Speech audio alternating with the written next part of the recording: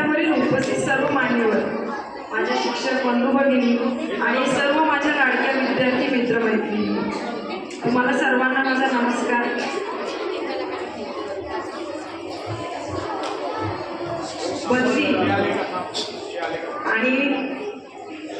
बदली जेव्हा माझी सिन्नरमधून इथे झाली त्यावेळेसही मला खूप वाईट वाटत होतं, कारण सिन्नरमध्ये जागा असतानाही माझी बदली मात्र लांब झालेली होती.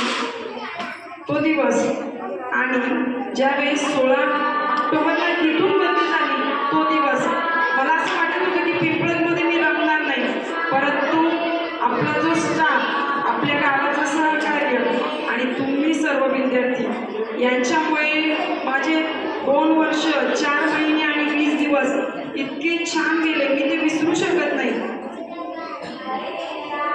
गोकुळ भाऊ सारखे ज्येष्ठ मार्गदर्शक लाभले, त्याचप्रमाणे सोमनाथ आपणसारखे मार्गदर्शक या शाळेला लाभले आणि संदीप भाऊ हे पण नेहमी सहकार्य करायचे.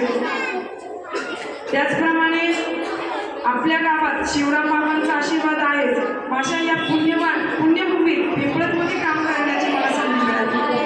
आपल्या शाळेचा स्टाफ आदरणीय चक्रे मॅडम या ज्येष्ठ भगिनी होत्या, परंतु कोणतंही काम किती निष्ठेने केलं पाहिजे, किती प्रामाणिक केलं पाहिजे हे मला त्यांच्याकडनं कळलं. आदरणीय आईराव सर यांच्या गाडीत मी यायचे. बऱ्याचदा मला जर उशीर झाला तर ते मला द्वारकेलाही घ्यायला यायचे आणि खूप असं मनात बोजा असायचं की बापरे सर एवढं, म्हणजे सरांचे आभार मानावे तरी कसे. अगदी शेवटच्या दिवसापर्यंत सरांचं खूप सहकार्य राहिलं. त्यानंतर आदरणीय चव्हाण मॅडम, अगदी त्यांचाच वर्ग मला यावर्षी मिळाला.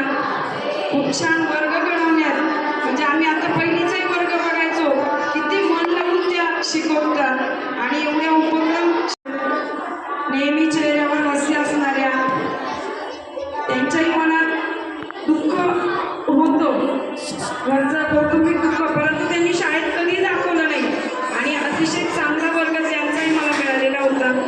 अशा सांबरे मॅडम, त्याचप्रमाणे आदरणीय दळवी मॅडम यांच्याकडनंही खूप चांगले गुण मला शिकायला मिळाले. त्यांनाही बऱ्याचदा थोड्या कधीतरी त्या आजारी पडल्या तरी शाळेत मात्र त्यांनी कधी ते दाखवलं नाही आणि वर्गाचं काम त्यांचं अतिशय उत्कृष्ट होतं. तो गुण मी नक्कीच घेईन. आदरणीय आमच्या मैत्रीण देवरे मॅडम आणि मी आणि विद्या काळे मॅडम, आम्ही नेहमी गाडीमध्ये सोबत असायचो.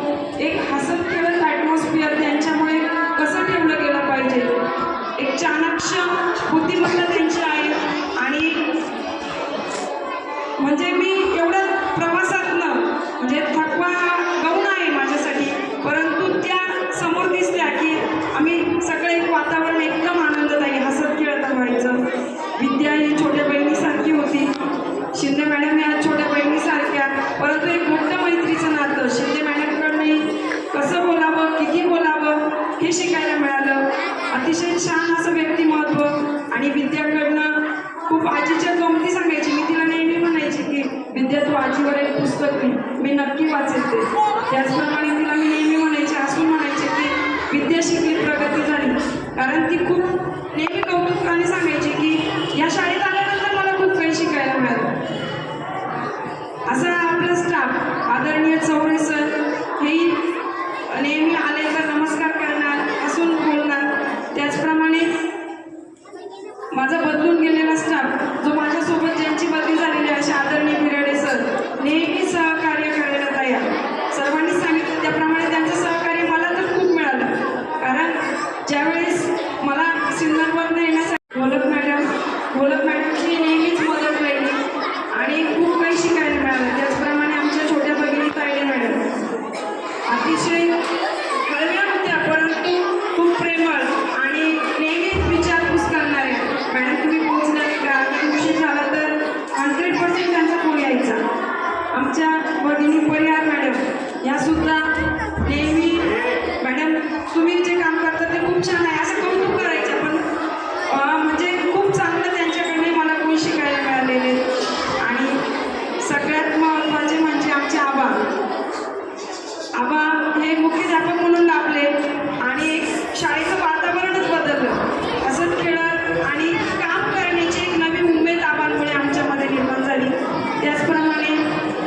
शाळेत पूर्वी असलेले आदरणीय श्री जगताप सर हे माझ्यासोबत आम्ही कुपमला गेलेलो होतो, तिथे आमची भेट झाली.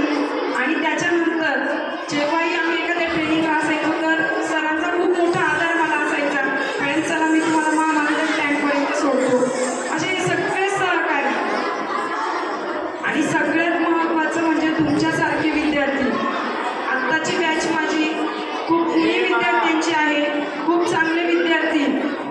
सगळ्या विद्यार्थ्यांचं कौतुक करावं तेवढं थोडंच आहे. चव्हाण मॅडम, खरोखर खूप चांगला पाया तुम्ही या विद्यार्थ्यांचा घडवला आणि त्यामुळे एवढे गुणी विद्यार्थी मला लाभले. योग होता माझा तो. आणि हे विद्यार्थी खरोखर भविष्यात खूप पुढे जातील, IAS ऑफिसर सारखे ऑफिसर बनतील.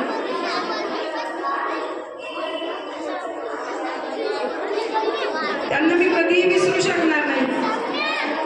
आणि त्याचप्रमाणे यापूर्वीची जी बॅच होती सांबरे मॅडमांची, तायडे मॅडम, सांबरे मॅडम यांनी सुद्धा खूप चांगले विद्यार्थी घडवलेले होते. त्याही विद्यार्थ्यांनी मी जे सांगेल ते ऐकत होते. खूप गुणी विद्यार्थी लाभणं हे शिक्षकाचं भाग्य असतं. तर अशी पिंपळाची शाळा मी कधी विसरू शकणार नाही. माझ्या स्मरणात ती कायमच राहणार आहे. आज जरी मी चांगल्या शाळेवर, मुसळगाव शाळेवर, म्हणजे चांगली माझ्यासाठी अंतर कमी आहे त्या शाळेवर गेले, परंतु पहिल्या